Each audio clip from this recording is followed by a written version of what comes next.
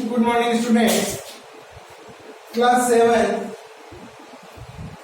संस्कृत व्याकरण विषय में हमारा प्रथम अध्याय था सामान्य परिचय, जिसमें वर्णमाला शुरू की। सबसे पहले हमने इसमें वर्णमाला में वर्ण की परिभाषा को समझा। वर्ण किसे कहते हैं?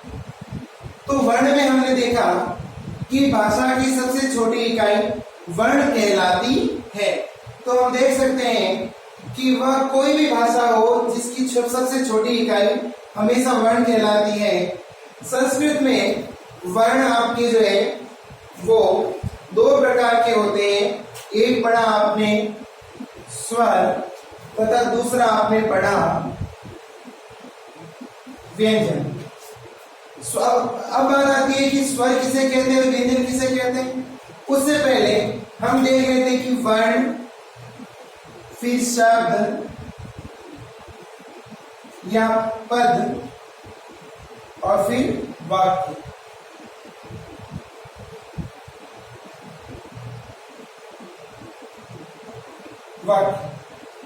ये चार जो है वो आपके वर्ण की अलग से इकाई होती है। तो देखिए, सबसे पहले वर्ण का अर्थ है भाषा की सबसे छोटी इकाई वर्ण कहलाती है। फिर आता है कि शब्द किसे कहते हैं। तो शब्द का अर्थ है कि वर्णों का सार्थक मेल शब्द कहलाता है। जैसे क, अ, म, अ, ल, अ, ये सभी वर्ण कहलाएंगे। किंतु जब हम इसको सार्थक रूप में रख लेते हैं, जैसे कमल, तो ये आपका बन गया शब्द। तो भाषा की सबसे छोटी इकाई वर्ण कहलाती है। वर्णों के सार्थक समूह को शब्द कहते हैं तथा जब इसके साथ कारक का प्रयोग हो जाता है, जैसे कमल ने, जब कारक चिन्हों का प्रयोग होता है साथ में शब्द के, तो पद की श्रेणी में आ जाता है। और जब पदों का सही उचित क्रम बन जाता है, जहां पर हमें किसी बात का पूर्ण रूप से ज्ञान हो, वह आपके वाक्य कहलाता है। जैसे कमल ने खाना खाया। तो इस वाक्य से हमें पता चलता है कि कमल नाम की एक संज्ञा है, व्यक्ति या बच्चा है जो कि खाना खाया है। तो इससे हम कह सकते हैं कि भाषा की सबसे छोटी इकाई वर्ण कहलाती है।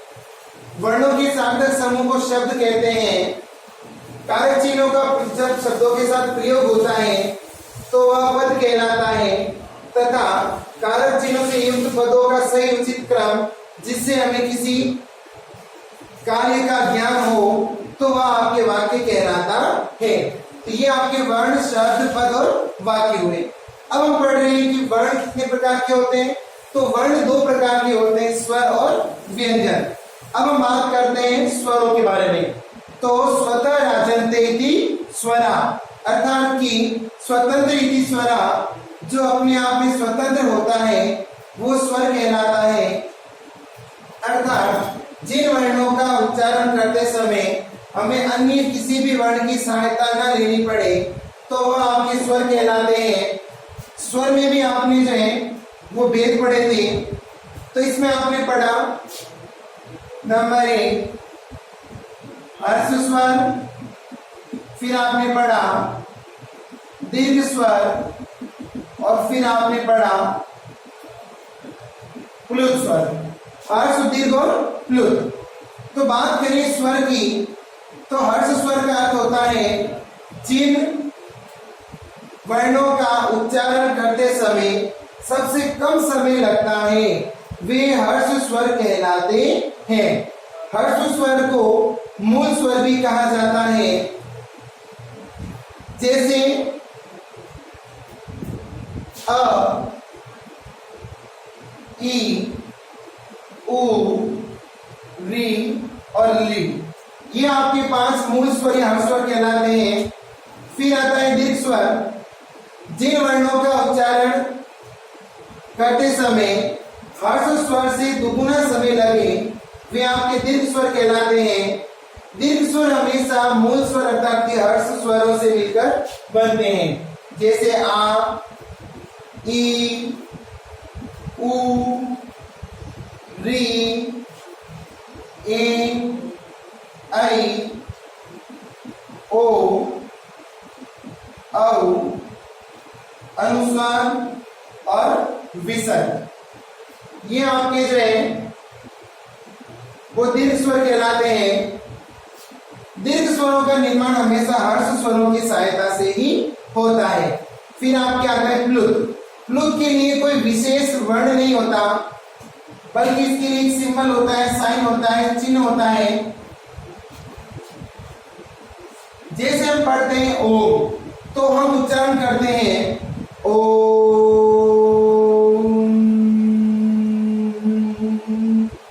अब जब हमने ओम का उच्चारण किया तो ओ तथा म के मध्य में हमने जिस स्वर को बहुत अधिक देर तक लंबा उच्चारित किया उसे हम प्लुत कहते हैं, और प्लुत को इस तरह से जो है अंकित किया जाता है।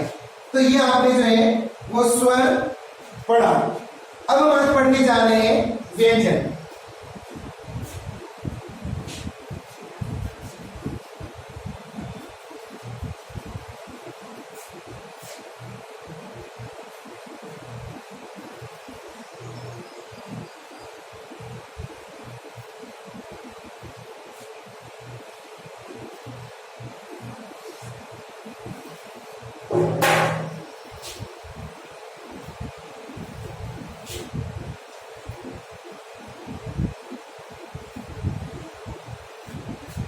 कल हमने स्वर कंप्लीट कर लिया था, आज हम पढ़ने जा रहे व्यंजन। तो हेडिंग लगा लीजिए व्यंजन वर्ण। व्यंजन वर्ण क्या कहते हैं सुनिए।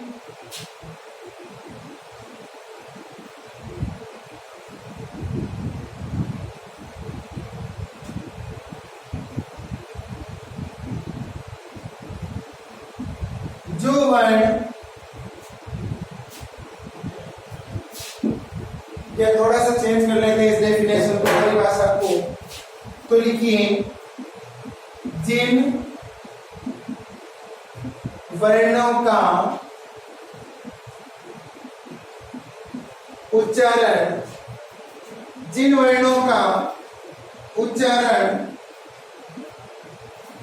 स्वरों की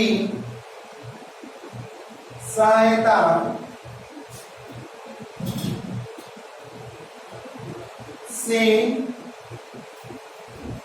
होता है वे व्यंजन वर्ण कहलाते हैं। जिन वर्णों का उच्चारण स्वरों की सहायता से होता है वे व्यंजन वर्ण कहलाते हैं। अर्थात कि जैसे हमने पढ़ा क, तो जब हम क पढ़ रहे हैं ये व्यंजन है, इसमें क और म अ ये इसके साथ मिला हुआ है।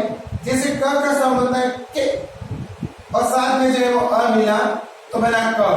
तो इस तरह से जब बिना स्वरों की सहायता से हम कभी भी व्यंजनों का उच्चारण नहीं कर सकते। तो जिन वर्णों का उच्चारण स्वरों की सहायता से होता है वे व्यंजन वर्ण कहलाते हैं। जैसे अब इसमें सबसे पहले आता है नंबर 1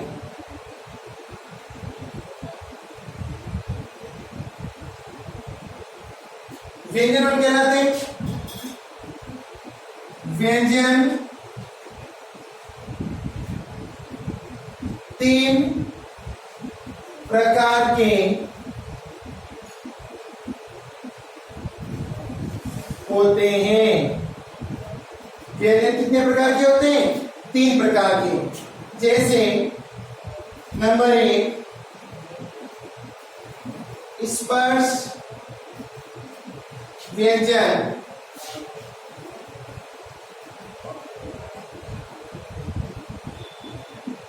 फिर नंबर 2 है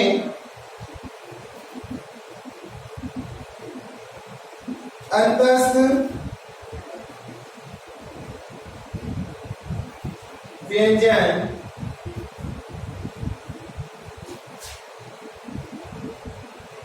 और नंबर 3 है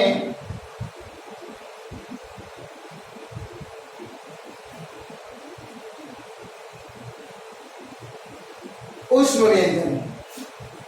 तो व्यंजन के 3 प्रकार हैं, स्पर्श व्यंजन, अंतस्थ व्यंजन और ऊष्म व्यंजन। तो अब हम देखते हैं सबसे पहले स्पर्श व्यंजन क्या कहता है।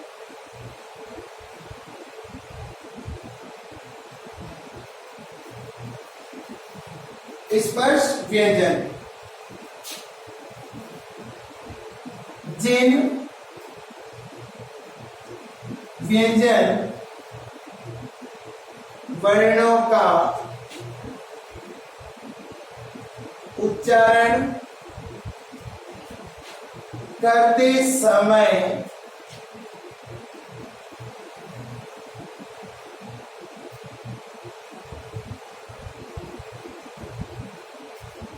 प्राणवायु मुख के विभिन्न अंगों का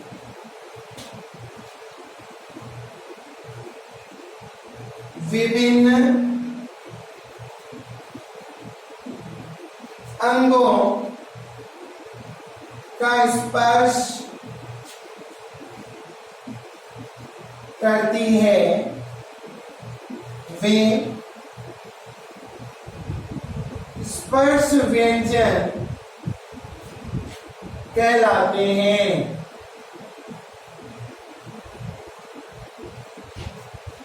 जिन व्यंजन वर्णों का उच्चारण करते समय प्राणवायु मुख के विभिन्न अंगों का स्पर्श करती है, वे स्पर्श व्यंजन कहलाते हैं। जब हम किसी भी वर्ण का उच्चारण करते हैं तो आप देखते हैं कि हमारे हृदय में स्थित जो प्राणवायु होती है वो मुख विवर से बाहर निकलती है। तो जब वो काकल्य, मूर्धा, तालव्य, दंत, ओष्ठ इन सभी को स्पर्श करती हुई, जब समान रूप से स्पर्श करती हुई प्राणवायु मुख विवर से बाहर निकलती है तो वह आपके स्पर्श व्यंजन कहलाते हैं। तो एक बार आप इसको नोट डाउन कर लीजिए अपनी नोटबुक में, फिर हम आगे बात करते हैं स्पर्श व्यंजन कौन कौन से होते हैं।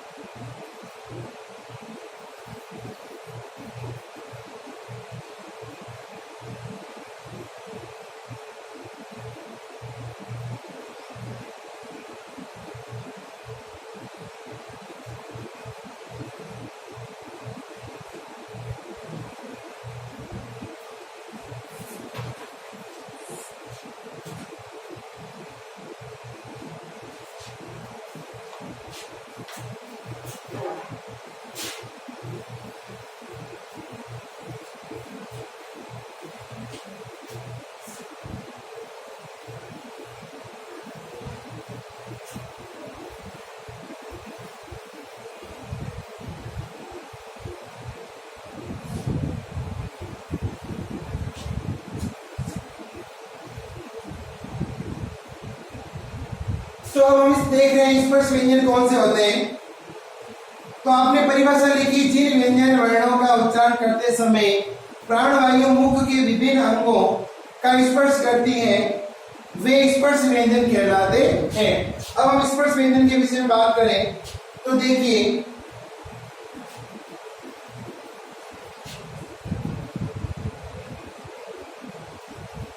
क वर्ग में क, ख, ग, घ और ऋ। उसी तरह से च वर्ग, च, छ, ज, झ और य। फिर आपके आता है ट वर्ग, ट वर्ग में ट, ठ, ड, ढ और ऋ।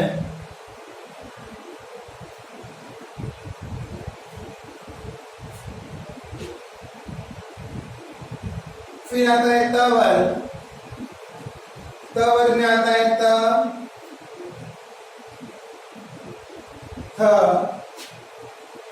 द, ध और न। फिर आता है प वर्ग, प वर्ग में आता है प, फ, ब, भ और म।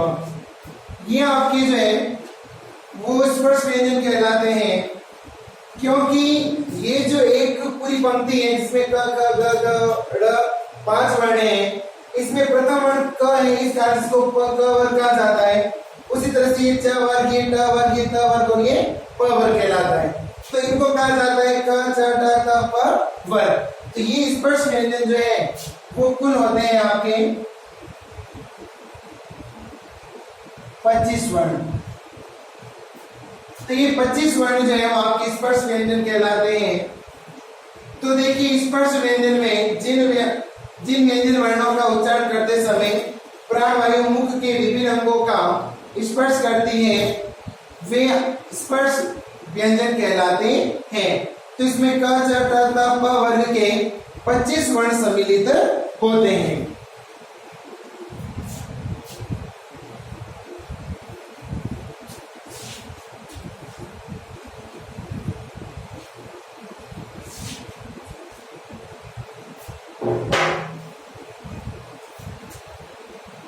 फिर आपके आता है नंबर 2 अंतस्थ व्यंजन। तो ये कहता है जिन व्यंजन वर्णों का उच्चारण करते समय फेफड़ों पर प्राणवायु का दबाव रहता है, अंतस्थ व्यंजन कहलाते हैं। जब अंतस्थ व्यंजनों का उच्चारण किया जाता है तो हमारे फेफड़ों पर एक दबाव बनता है, प्राणवायु का, हवा का एक दबाव बनता है, हमें सांस लेने में कठिनाई होती है। जब ऐसे वर्णों का उच्चारण किया जाता है तो यह आपके अंतस्थ व्यंजन कहलाते हैं। और इन व्यंजनों की संख्या होती है 4, जैसे य, र, ल और व। इस प्रकार से ये वर्ण होते हैं आपके 4। तो इसे आप एक बार नोट डाउन कर लीजिए नोटबुक में, फिर हम आगे बात करते हैं।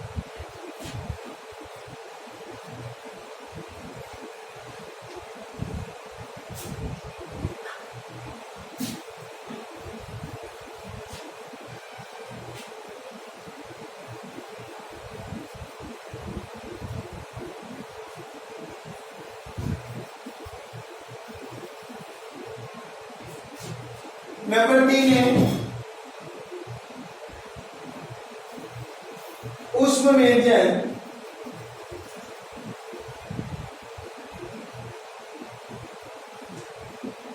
ऊष्म व्यंजन कहते हैं जिन व्यंजन वर्णों का उच्चारण करते समय मुख विवर से गर्म वायु प्रवाहित होती है।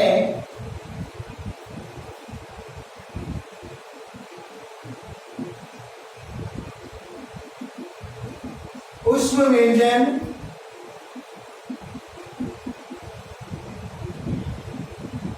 कहलाते हैं। जब हम ऊष्म व्यंजनों का उच्चारण करते हैं तो जब हम हमारी हथेली को उल्टा रखें और मुख के सामने इन वर्णों का जब उच्चारण करेंगे तो मुख से गर्म वायु प्रवाहित होगी, तो इसे हम कहते हैं ऊष्म व्यंजन। ये भी 4 होते हैं, श, श, स और ह। तो ये भी कितने होते हैं? 4। तो यहां तक जो है आपने पढ़ा। तो ऊष्म व्यंजन का अर्थ है जिन वर्णों का उच्चारण करते समय मुख विवर से गर्म वायु प्रवाहित होती है, ऊष्म व्यंजन कहलाते हैं श, श, स और ह। तो ये 4 वर्ण जो है वो ऊष्म व्यंजन होते हैं। तो आज आप जो है वो होमवर्क में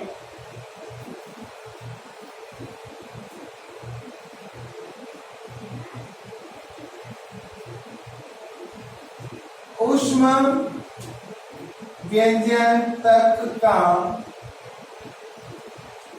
कार्य करें, यह आपको घर से करके लाना है। धन्यवाद।